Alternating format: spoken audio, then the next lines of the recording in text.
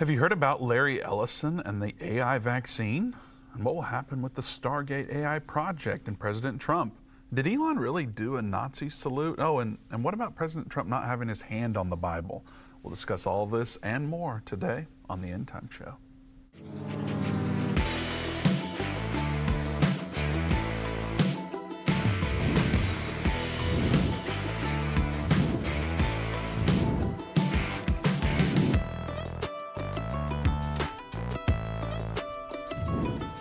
Welcome to the Endtime Show. Vince Stegall here with Doug Norvell. We're so happy you've joined us today. Don't forget to share this video, smash that thumbs up button, and also the like button, and turn on notifications, and be sure to engage in the chat. That helps us out a lot, and it'll get to your friends and family. And if you share it right now, they may see it 10 hours from now, and who knows what's going on in their life, and maybe it will engage with them and be an inspiration to them and help them grow in their discipleship journey. So share as much as you can and engage as much as you can. We know how important the sanctity of human life is. We fight for the preborn, and our friends at America's Christian Credit Union share this passion too. ACCU is excited to announce their partnership with Every Life to sponsor diapers to new moms who are choosing life. ACCU will donate a box of Every Life diapers to a Christian Pregnancy Resource Center for every new member who opens a checking account right now. It's a great moment to come together and fight for the preborn. So join these two incredible organizations in that effort just by switching where you bank. Plus, if you enter promo code Endtime, they're going to give you a $100 bonus in your new account. Complete details are available at endtime.com/ACCU and enter promo code Endtime when you apply. All right, Doug, yesterday we had Dr. Peter McCullough on. Great show. If you didn't watch or listen to it, you need to go back and listen to that episode. Absolutely. Very enlightening. Lots of great conversation with him. Here, yeah, always is. Today, we're going to dive off into a little bit more of what we discussed with him, Stargate AI Project. Yeah. Boy, I said it yesterday, I think. If I didn't, I'm going to say it again or for the first time. Watching that felt like I was taken back in time when I used to watch the Batman cartoon as a kid, and they would have a press conference with the big billionaires, and they ended up being bad guys. Yeah. It felt like that when I saw the press conference with President Trump, Larry Ellison, and several other of these billionaires. And so I'm watching this going, I understand it's a great thing to enhance jobs, to enhance innovation, all these things. I understand those are good, but this feels weird. Yeah. And so we're talking about it a little more today. Well, you know, it always gets people up in arms because, I mean, we see Trump doing some pretty good things. Like, you know, I saw a deal today on TikTok or one of the channels, whatever it is that you watch, and the people were in Florida, and they're standing in, you know, like 8 inches of snow out there in Florida, and said, look, Trump's only been in office 2 days and he's already found, you know, the solution to global warming. He's fixed it already.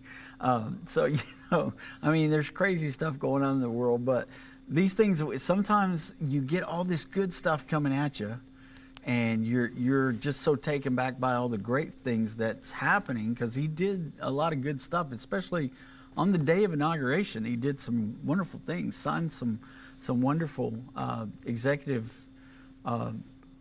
you know, orders there. But people see this and they're like, they start questioning automatically. Okay, if he's so good, well, why is he doing this? Well, there's a couple of different thoughts, I guess, out there, a couple of different directions to kind of go in here. But we just kind of wanted to explain that this is odd to us too. We don't like it.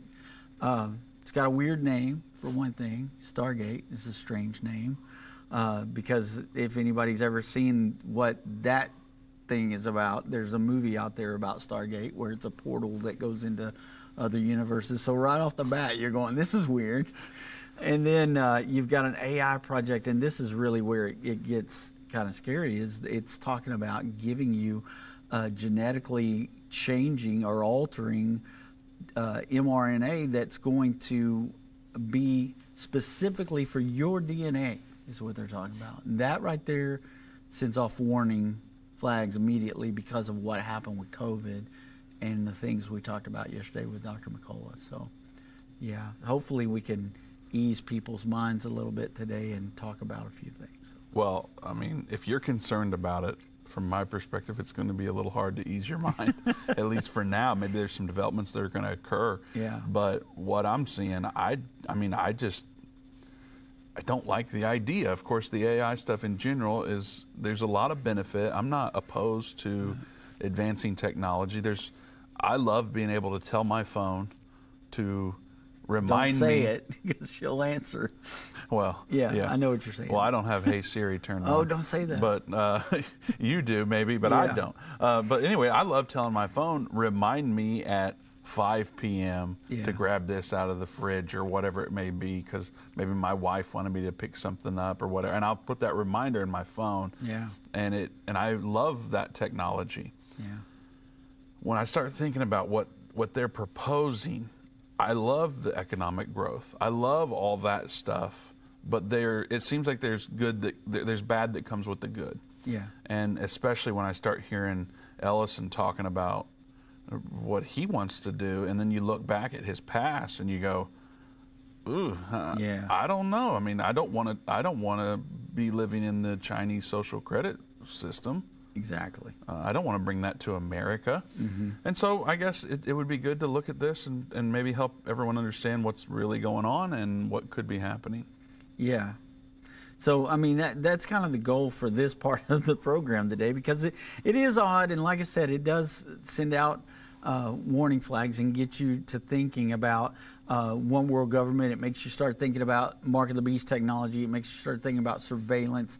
Remember, Yuval Noah Harari said that we would all look back at COVID-19 and we would remember when surveillance began under the skin. So Dr. McCullough made a comment yesterday that the CDC, when they were talking about the vaccine, said there is no nanotechnology in the vaccine. And he said, why did they even have to say that? So it makes you go, okay, this is a way to track us. It's a way to control us. Is that what it is? Of course, everybody thought the COVID vaccine was the mark of the beast when that first happened, and we had to talk to everybody about that and cool everybody's engines about that, you know, because of pharmakia and what it says in the Greek and everything there. But the thing is, yes, AI has benefits, Vince. We use some AI technology here when we're working and doing some things with ChatGPT and things like that. You know, it helps us to be able to look at something in different wording so that, you know, it helps us with what we're studying. But these things are, because of the, I guess, it's called Oracle for one thing, and you think of oversight. I don't know, you probably don't know anything about Oracle because you weren't a big comic book fan growing up like I was, but you know, that's kind of like your oversight. Oracle was something that was used to spy all over the place. And so you hear that name and you hear this is associated with it. Well, then you see SoftBank is associated with it. So you can start looking at it, because I got the little government section highlighted there, and I know you see that in our notes, but the reason why is because it talks about governance and how this AI technology can help in governance. And that's what gets me, you know, a little concerned about it. Well, Doug, before we get into that, the most important question I'm probably going to ask you today is what's going on with your haircut? Oh, really? Everyone wants to know. In the chat? Everyone wants to know. They were commenting yesterday. Of course, we didn't want to talk about it with Dr. McCullough on set. And now we've got a little bit more freedom to talk a little bit about it. And people are wondering what in the world is up with your hair. I think it looks great. Nothing. They're saying they definitely can't tell us apart now. Yeah, I can imagine. I mean, we do look a lot alike now.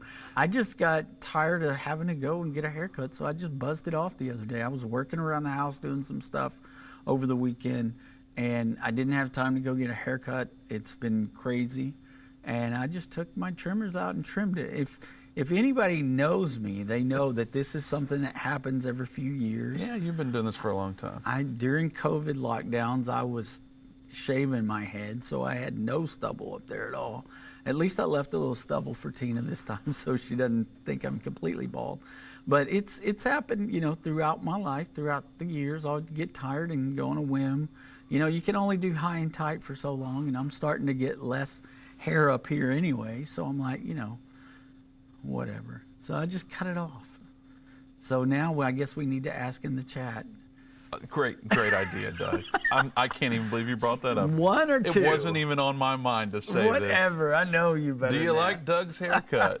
If you do, put 1 in the comments. If you don't, be nice, but put 2 in the comments. Let Doug know what you think about his haircut. You don't even have to be nice if you don't want to. Don't be nice, he says. I've got thick skin. So put 1 in the comments if you like it, 2 if you don't. Before we get into this Stargate and these specific details, there's nothing wrong with preparing a bit physically. Of course, with all the talk about what's going on with the world, it'd be a good idea. And many of you have an emergency supply of food and water, or you're in the market for a long-lasting food supply.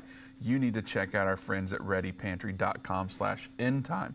You'll get free shipping on all orders. Their food's 100% made right here in the United States, never imported, and they even have a buy now, pay later option. So go to readypantry.com/endtime and use code endtime and save 10% off your order today. readypantry.com/endtime. I can't see what they're saying in the chat, but it's blowing up, Doug.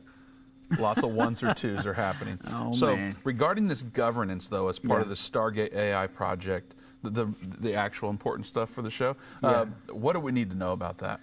Well, I just wanted to highlight what the article said, and this is from Forbes. That's where this article came from, and we're not going to read everything about it because a lot of people probably already know, what's being discussed, and we're going to look at some video that's going to explain it a little better to you anyway.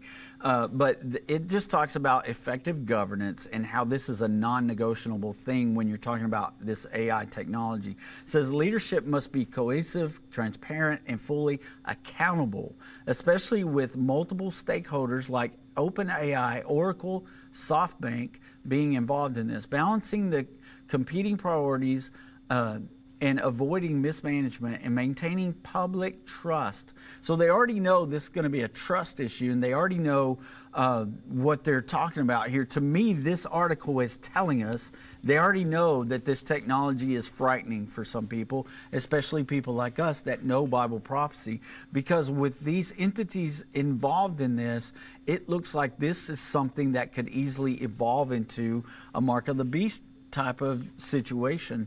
And so I think that's why they say all these things. But it goes back, it says maintaining this public trust will be a critical thing to keeping Stargate on track. It's a dedicated leadership team and the independent oversight board. They're essential to ensure that the project adheres to its goals and its timelines while maintaining high standards of accountability. So they're already letting you know, look, this is what we're shooting for. This is what we want to do. But this article itself understands where this could go, kind of haywire and in the wrong direction, or they wouldn't even say that. Like Dr.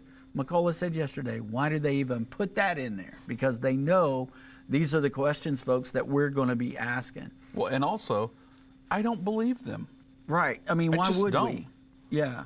I mean, why would we? Whenever we've gone through what we've gone through with the COVID lockdowns and everything that with the mRNA and how they just really wanted to force that on you. Now this guy comes about, and we're gonna kind of unravel him a little bit and look at who he really is, and then we're gonna see what people are saying about Donald Trump and what this might be about. Okay, so I know there's probably already people in the chat saying, oh, well, this is what Trump's doing. And I get it, because that could be what's happening. We don't know. Well, and here's, I think it's important. We've got a clip we're going to play. Yeah. Larry Ellison is part of these business leaders that were announced this with President Trump. Mm-hmm. I think you got to look and see what he's been saying.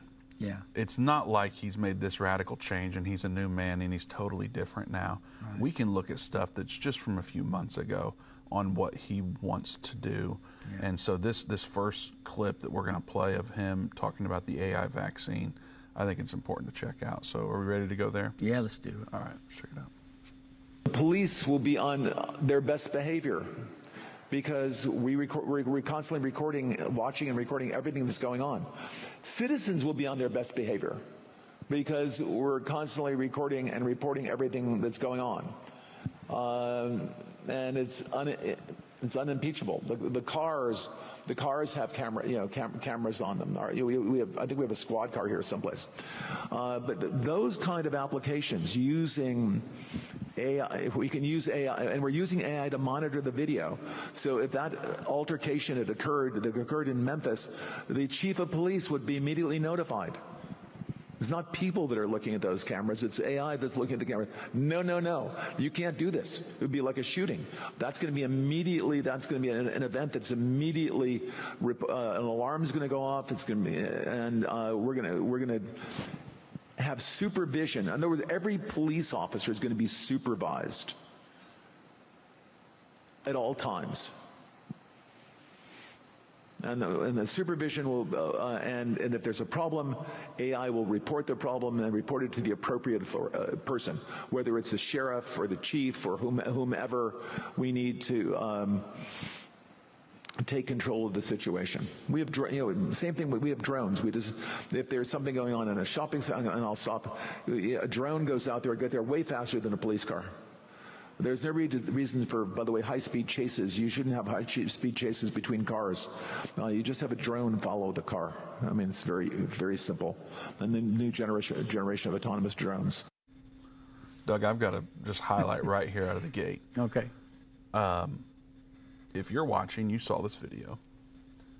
He turns 81 this year. Mm.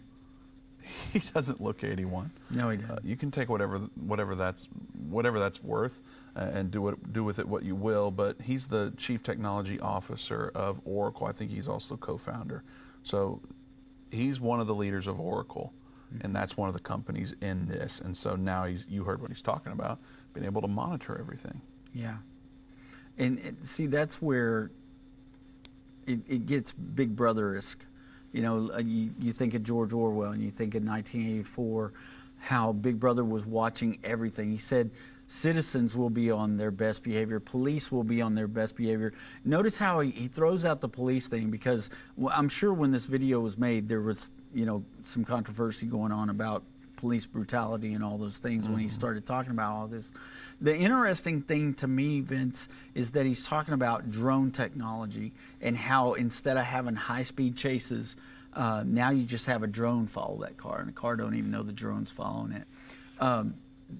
With all the things that are going on in our country right now with the drones, we've seen crazy footage of drones all over the place in areas where they shouldn't have been, and all this. This is all about surveillance. And the surveillance, it seems like that's what is the most important to them, because, as he said, this is a way to make people behave. If you want to control people, if you want to make them behave, put surveillance out there so that they're being watched at all times, and everybody's got to consider their actions before they do something. And so that's what they want to do. They want to control. Well, Trump comes in and starts talking about we're going to get out of the UN backed agencies like the WHO, the Paris Climate Agreement, all these different one world treaties that he's talking about pulling us out of. Well, that goes right in line with what we teach about Revelation 13 and how the wings of the eagle are not in that world beast. And we see that and we get excited. And then we see things like this and we're like, wait a second. That sounds a whole lot like Mark of the Beast technology. And this is a way to surveil you. This is a way to control you. And so, yeah, there's a lot more to this guy, too, when we start looking into his past. Yeah, and you look into that and you start hearing things like CIA, Doug. Mm-hmm. Is he a CIA agent or what? We'll get into that. Yeah. But when we say CIA, I also then think about what just came out just a few minutes before we started the show, Doug, and that's that President Trump has told the Director of Intelligence he has 15 days to prepare a plan to release the RFK, JFK, and MLK assassination files. Yeah. So apparently in 15 days, or maybe sooner, we will know a release plan for those documents, and that's going to make things really interesting, perhaps. Yeah, very interesting. And, when those things begin to come out, too, it's going to make us even be, less trusting of the government, I would think, because we kind of heard of what could be in these files and what it could do to the nation when they find out the truth behind these assassinations. What do you mean the nation? Will that be like, you mean because certain people that have been in power are exposed, or? I mean, I don't know all the details, but I do know the first time Trump was in office, he talked about releasing these files, and he was told from the director at that time, don't do it, don't release these because it will tear our country apart. So there's something in there that is going to cause upheaval in the country and get people riled up. And they didn't think it was good to do that on his first term, but now Trump says, okay, we're going to be transparent, we're going to do this. We'll just have to wait and see what's in there.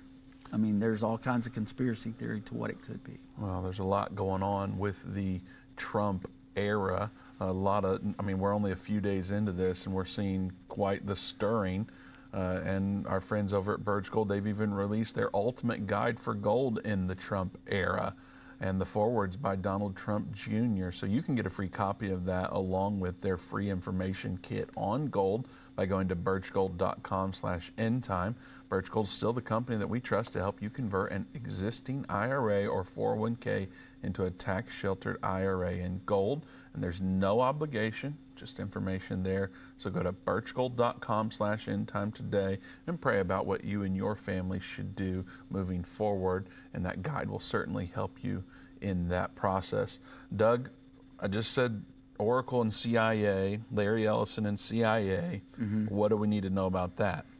Yeah, so when you begin to uncover some of Oracle's backgrounds, which Larry Ellison founded Oracle, in this article, this next article that I've got there, it gives you how Oracle got started. It gives you the origins of that, and it's got some key points there. I was going to let you kind of go through that key point there. The number one key point is really the one that's kind of disturbing. Well, it says it was released.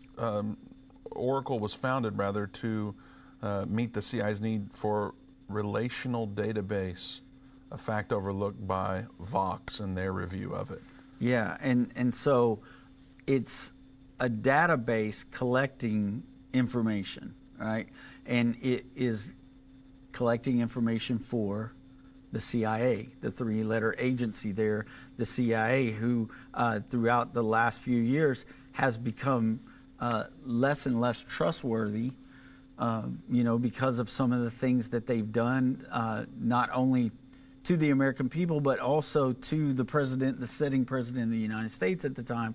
And so very interesting things there. And it also talks about 9/11 here. So that was another one of the goals that I thought was interesting, was talking about the 9/11 relevancy there. Well, Doug, and I find it extremely interesting that as these files are released, or at least planned to be released, I guess we'll see what happens in that regard, but what could that do to Larry Ellison and his reputation and Stargate if, depending on what we see in these files? I don't know. It just makes you think. But the second point is government reliance. They've earned billions. Oracle's earned billions through government contracts with national security database as a significant focus. So after 9/11, their revenue surged, accounting for 23% of its licensing revenue in 2003, Doug. So they've made a lot of money working with the government. And here we are again looking at this as a possibility. Yeah, and so you begin to see what that was about and how long it's been in place. 9/11 allowed this to get started, and what it is collecting information. So spying on people basically is what Oracle is about, and 9/11 was a bridge into that field. So that's when, remember, when our lives changed. I mean, you're pretty young. I don't know how old you were when that happened, but you were pretty young, maybe like 9 years old when that happened, maybe, or 8. 9/11? Yeah. No, I was 13 or 14. Oh, okay. So you're I'm a an little old bit, man, Doug. You're a little bit older, yeah. I was coming out of choir practice, and I was Okay. walking up the stairs, and our principal ran down the stairs saying the towers had just been hit. And so I remember I remember where I was Where in the you were. staircase Yeah. right when that happened. That's the way it affected most Americans that were alive at that time. And old enough to remember, is you remember exactly where you were and what that day was like, because it was one of the worst days of the history of the United States. A whole lot worse than January 6th a couple of years ago. But I'll move on from there, because my point is that 9/11 was a gateway that started this whole thing of this surveillance and being able to take our freedoms and our liberties away. It's something that they've used since then. Now, we don't necessarily have to break down everything. It has to do with security concerns and all that. It goes through that, why the CIA wanted their roots in this organization, right? But I do want to highlight part of his vision being that he wants to, which we've heard a little bit in that clip, but he wants to advocate for centralized national security databases, and it's going to have features like iris scans and thumbprints. Yeah. Now that obviously jumps out at us because of what the Bible says about the mark of the beast. Right. The hand or the forehead. And so we've long looked at that going, could it be the eye? We don't know. And so he's pushing this as being really great for counterterrorism. So we never want 9/11 to happen again. We don't want big attacks. So therefore you need to comply. And so that's part of his vision for what his company is all about. Yeah. And of course that rings very loud as he's talking about Stargate. Yeah, absolutely. And you know, the other thing there, Vince, I mean, those are great points, because like I said, this looks like it could lead up into the technology behind that. But you mentioned something a while ago, and you threw that out there, and I know that that's what people are probably biting on as you threw that out. So I want to kind of address that, is that you know, there might be something else going on here. There might be, because of these files and things that are being released, that, you know, perhaps maybe there's something else happening here. Well, one thing that a lot of people are highlighting is that Trump tends to keep his enemies close. Right. And maybe there's some strategy here that we don't know. Right. We don't know either way, but we will talk about that on the other side of the break. You hear the music playing. We can't get into it right now, unfortunately, but we will soon. We will be right back after this break. We're going to talk about that, about Trump's hand not being on the Bible, and a whole lot more, so you don't want to go anywhere. We'll be right back.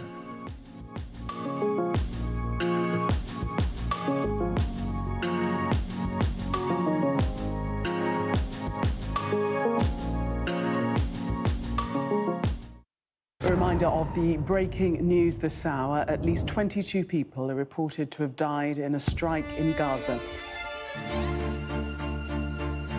The rise of Islam. We're trying to bring answers for so many families desperately.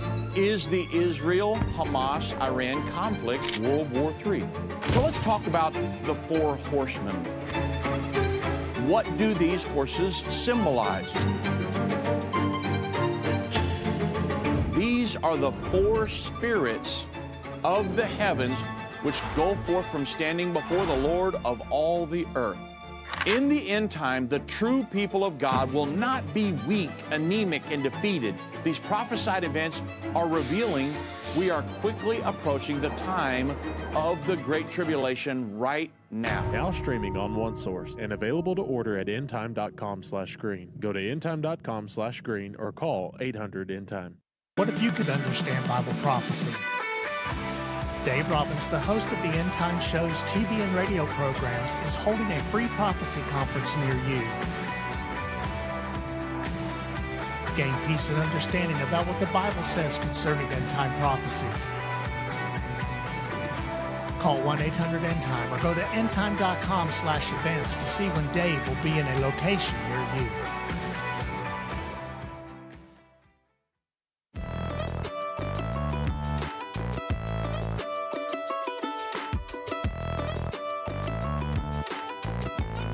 Welcome back to the Endtime Show. Vince Stegall here with Doug Norvell. Dave will be in a location near you just in a few weeks. He'll be in Walnut, Mississippi, February 1st and February 2nd. He'll be teaching his brand new lesson, America's Prophesied Future. If you are in the Walnut, Mississippi area or anywhere nearby, you want to come out, meet Dave and Jana, and be a part of this incredible weekend. February 1st at 6 p.m., February 2nd at 11 a.m. make plans to attend, go to endtime.com/events. The conference is free to attend. You don't have to RSVP, but we do recommend that you get there early if you want to pick out your seat, because the seats will fill up. And if you want to sit in the front, you got to get there a little early. So be sure to do that, endtime.com/events. Of course, we're happy to help you out over the phone at 800-ENDTIME for those details as well. All right, Doug, we've got a whole lot left to cover, and we're running out of time quickly. So where do we go from here? Because we've opened all sorts of cans of worms. Yeah, I want to show this second video we've got. It's a short clip, but John Ellison explains the future, and then I want to revisit what we were talking about before the break a little bit, and then we'll move on into Elon. So, all right. Once we gene sequence that cancer tumor, you can then vaccinate the person, design a vaccine for every individual person to vaccinate them against that cancer. And you can make that vaccine, that mRNA vaccine, you can make that robotically, again using AI, in about 48 hours. So imagine early cancer detection, the development of a cancer vaccine for your particular cancer aimed at you, and have that vaccine available in 48 hours. This is the promise of AI and the promise of the future. okay, so I said his name was John there. Sorry, his name's Larry. Larry, like Mo Larry Curly. I just can't get over the fact that he's 80, Doug. I know. He looks he's as old as the Three Stooges. so young. Yeah, he's pretty old compared to 80. Yeah, I mean, no doubt. He looks like he's my age, 58. But anyway, Larry Ellison, this guy, and what he was talking about there. So I know that things sound great, and we got to look at, that's what they're going to try to masquerade this stuff as. Is, the mark of the beast. They're going to make it seem like it's the greatest thing in the world. I mean, look at the stories we've done in the past where you can walk into a room and the lights automatically turn on because you've got a chip in your hand that is talking to all the AI in your house, I mean, I've got to say, it is pretty cool to be able to say the magic word and then my phone do what I ask it to do. I don't want to say it because she'll start talking to me, but you know what I'm saying. That is really cool. So they want to dress it up and make it really cool. But the thing is, I want to jump back to COVID, and I want to jump back to a person that was also out in front at that point. Okay. Dr. Fauci, during the time when Trump's administration was in, Dr. Fauci was out there with Trump telling us all, you got to stand 6 feet apart and wear your mask. So that's my best Dr. Fauci I can do today. My kids say, ouchie, ouchie, Dr. Fauci. There you go. We did call it that for a while. Remember, we called it the Fauci ouchie, so we wouldn't get banned on Facebook and YouTube. But anyway, he was out in front, and now we all see him in a totally different light because so many things have been revealed and what was going on there. And so some people in some circles, and probably some people in our chat right now, are saying this is the same type of scenario. We've even seen, what was the, didn't you send me some TikTok stuff where they were saying that as well? Oh yeah, there's a lot of people saying this. Yeah, and so maybe that is what's happening, Vince. I don't know, time will tell. You haven't said what we're saying. We're just alluding to it. Do we want to say it? Well, yeah, I mean, go ahead. Well, there's people speculating that Trump is strategically bringing these guys to the forefront in order to highlight them, and then people dig into their past or even their present and expose them for who they are. Yes. And so that might be what's happening. We don't know, but time will tell.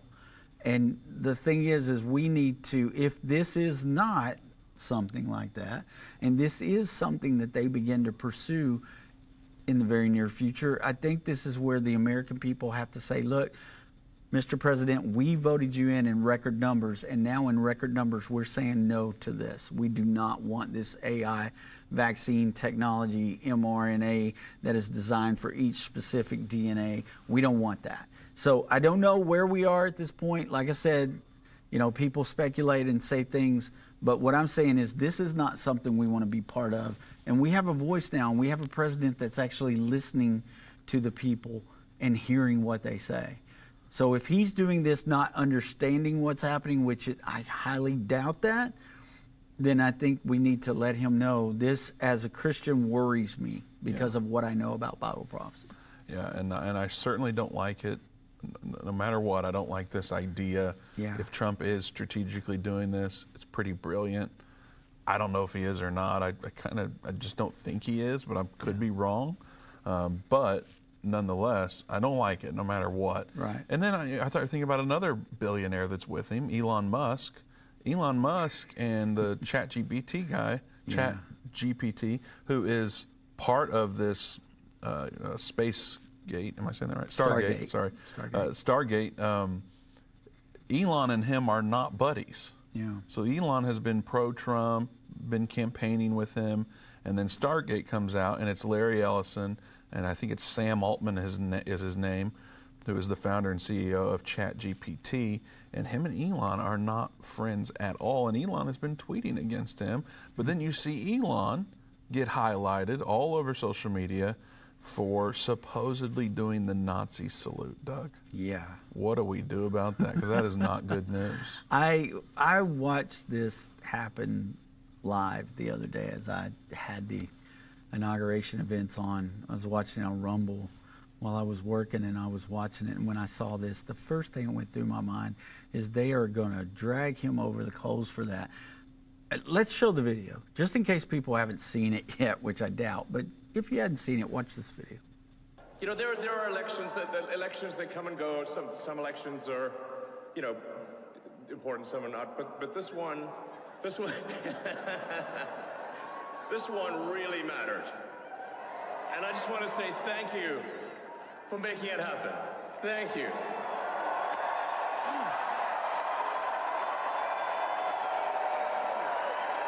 My heart goes out to you. It is thanks to you that the future of civilization is assured.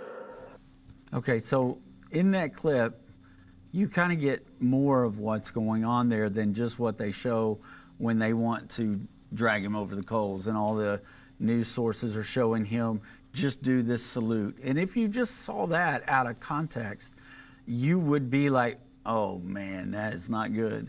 But what Elon was saying, and he went on to do it a second time, he turned around and faced the people behind him and did it as well.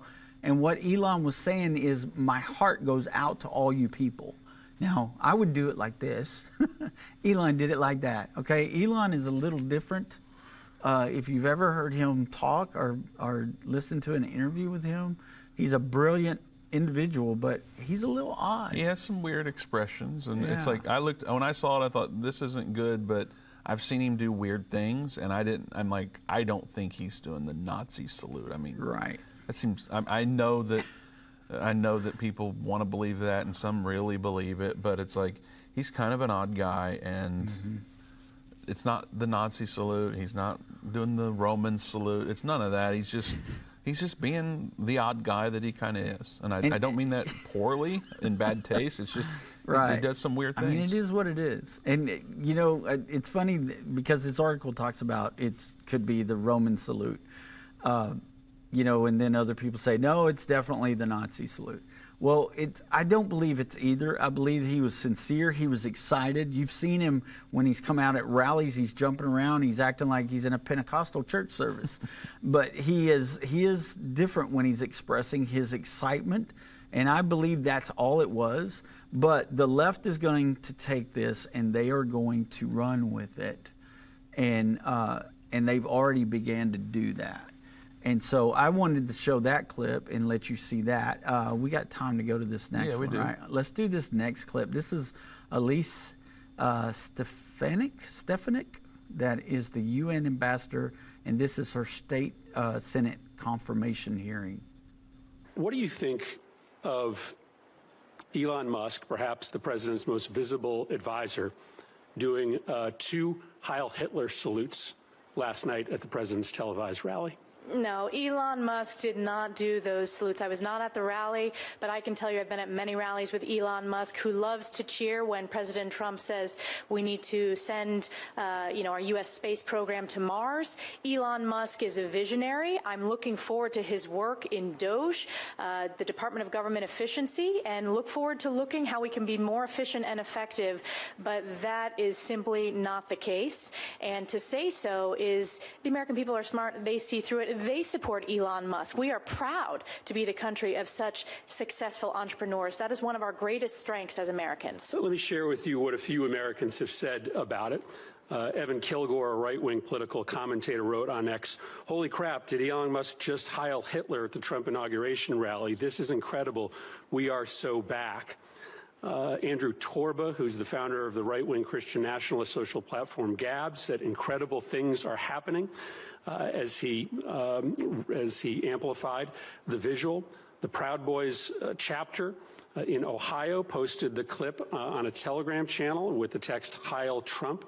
A chapter of the white nationalist group White Lives Matter posted it on Telegram. "Thanks for hearing us, Elon. The white flame will rise again." I could keep going.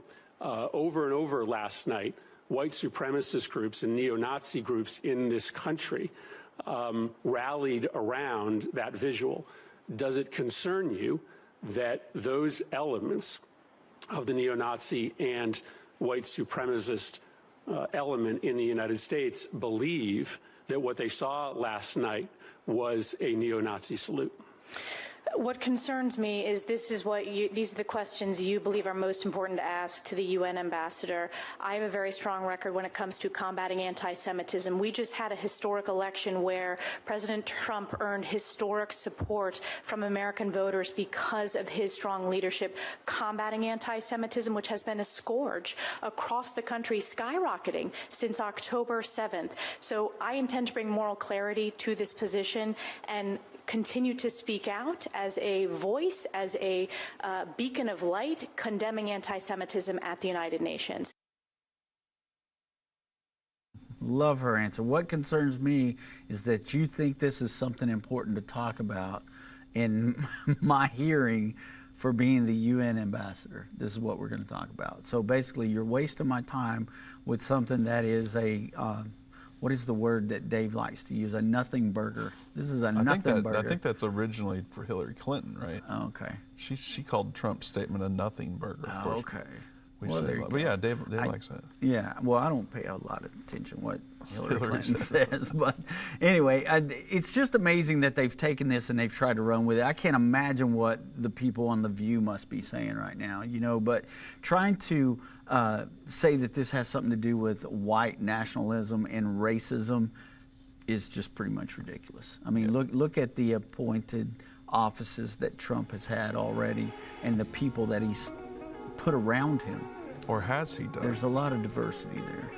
Has he, though? He didn't have his hand on the Bible when he was swearing in, so some are saying he might not be our president. We're going to have to talk about that, explain a little bit more on the other side of the break, so don't go anywhere. We will be right back.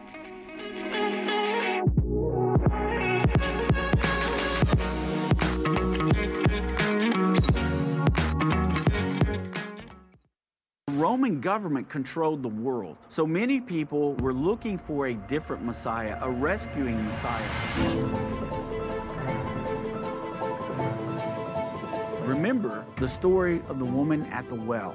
The woman saith unto him, I know that Messiah cometh, which is called Christ. And Jesus said unto her,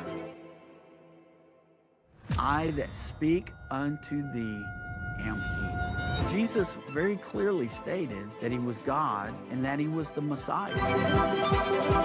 We're even more blessed because we haven't seen those things, but yet we believe. When Jesus cried out, my God, why hast thou forsaken me? He knew every one of these prophecies had to be fulfilled. He said, it is finished. Now streaming on OneSource and available to order at endtime.com/revealed. Go to endtime.com/revealed or call 800-ENDTIME.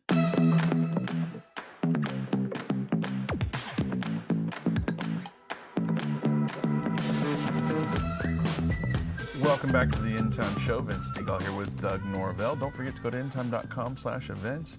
Dave and Jenna Robbins will be in Walnut, Mississippi coming up here on February 1st and February 2nd. And if you're in the area, you need to make plans to be there. It'll be a great time to meet Dave and Jenna. Also to hear Dave's brand new lesson, America's Prophesied Future. So endtime.com/events for all the details, or give us a call. We're happy to help you out at 800-ENDTIME. Also want to remind you that we are still launching Only Source. God is helping us. New things are happening, and we are very grateful for all the doors that are opening up. And you can still help contribute to the launching of Only Source by going to endtime.com/one. Those donations are still being doubled up to $100,000. So be sure to go to endtime.com/one if you want to be a founding contributor. And actually, when you subscribe to Only Source, not only are you going to get Understanding the End Time, Irvin's last series, Revelation, the 21-episode series that he did on that, and he finished it right before he passed away. There's a whole lot more there, including Doug's brand new End Time Original, Messiah Revealed, but also Grace series. That is releasing weekly. I don't know how many episodes are out right now, maybe 6 or 7, but you want to go through the Grace series. It will dramatically impact your life. There are people that have been walking with the Lord for decades that are just, they're talking about how wonderful it's been for them. And then there are people who are just kind of getting into this walk, and they're talking about how much it's a blessing to them. So it's for everyone, no matter where you're at in your walk with the Lord. You need to go through this Grace series.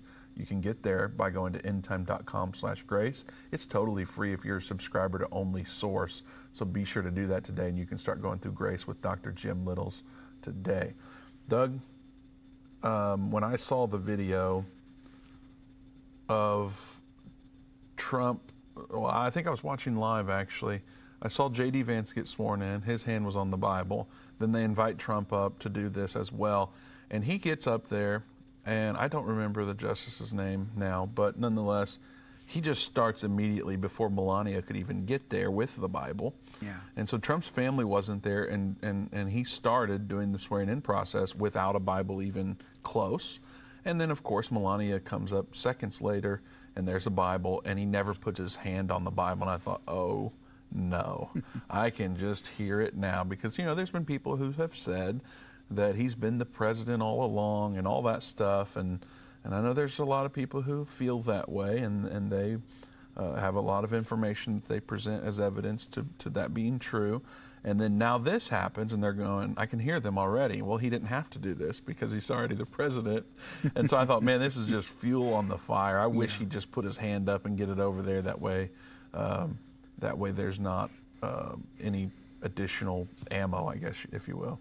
Yeah, almost automatically the moment after that swearing in, I started getting text messages and messages on Facebook from people saying, hey, why didn't Trump do this? And then other people saying, you know why he didn't do it is this. And so, yeah, I've heard all that, and it's interesting. We have a video, and I kind of, if no one saw this the other day, I want to show, and you can kind of see what Vince was talking about there. We've got a clip here of the swearing in.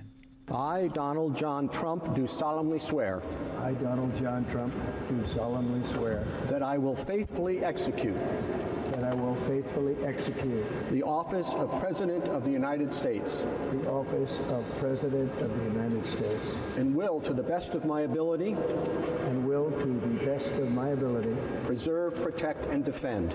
Preserve, protect, and defend. The Constitution of the United States. The Constitution of the United States. So help me God. So help me God. Congratulations, Mr. President.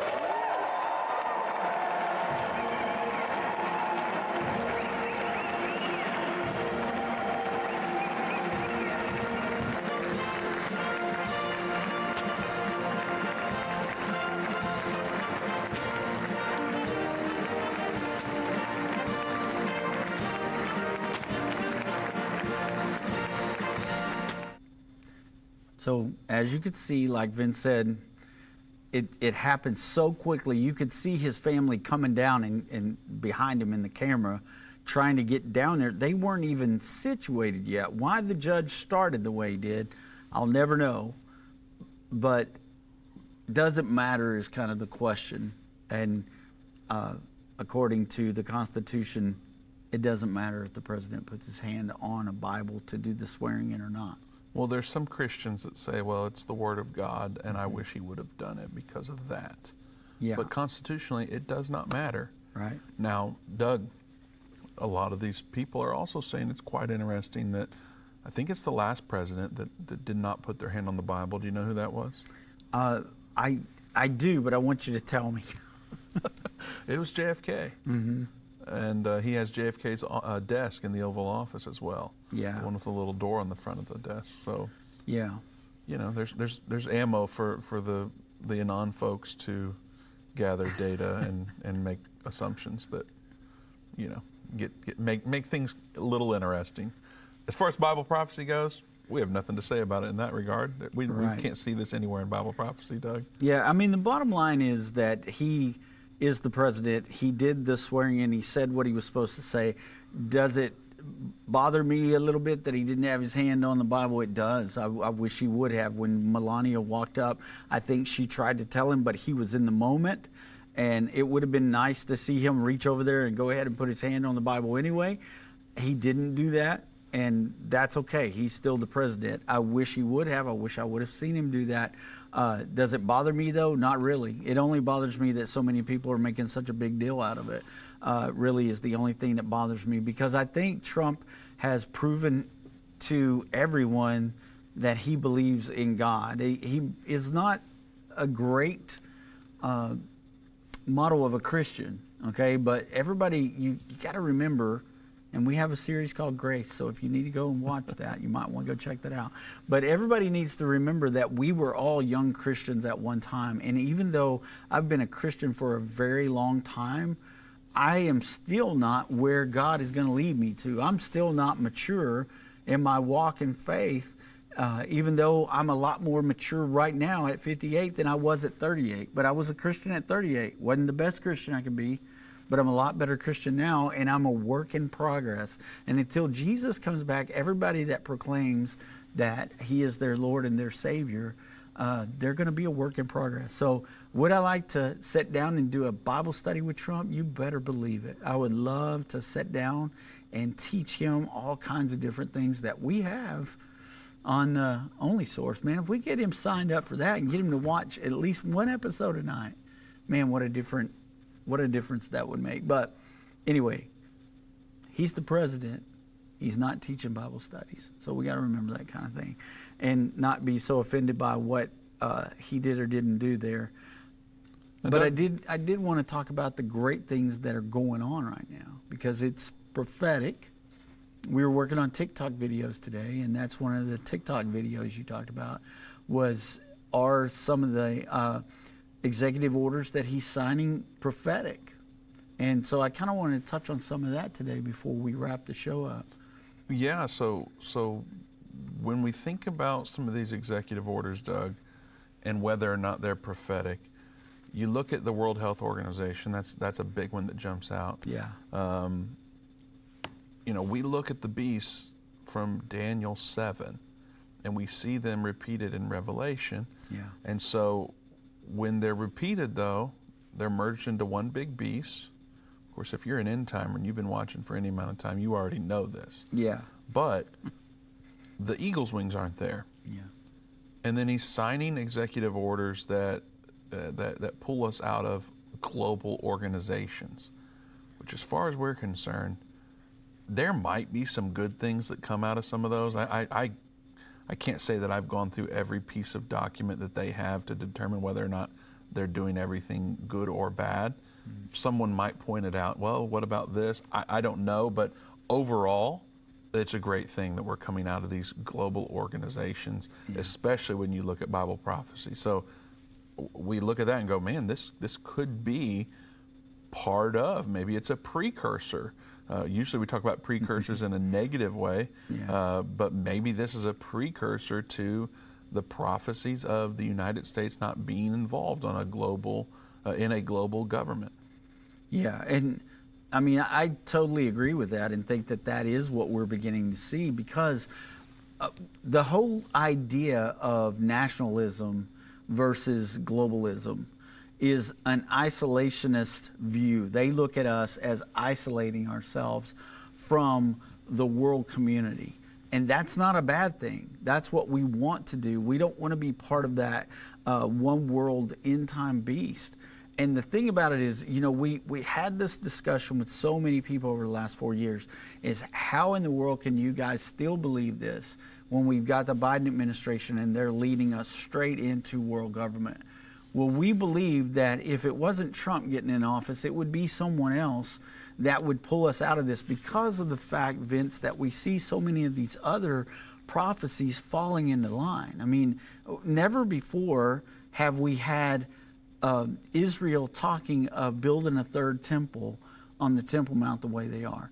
They've got all the implements that are going to go in that, including a remade model of the Ark of the Covenant. And now they have 3 red heifers, which they haven't had one in 2,000 years, to do a red heifer ceremony to get the ashes of the red heifer. All these things are beginning to fall in place. And now you've got Trump saying, look, now we've got this ceasefire. We're working this deal out for the ceasefire in Israel, and it looks like this war could be coming to an end there. And now he says, I want to continue the work on the Abraham Accord. And he wants to go to Saudi Arabia, get them fully on board with this, because he knows if he can get Saudi Arabia involved in this, that everything else will kind of begin to fall into place. Because Saudi Arabia will have a lot of push to get the Palestinian people to that peace table.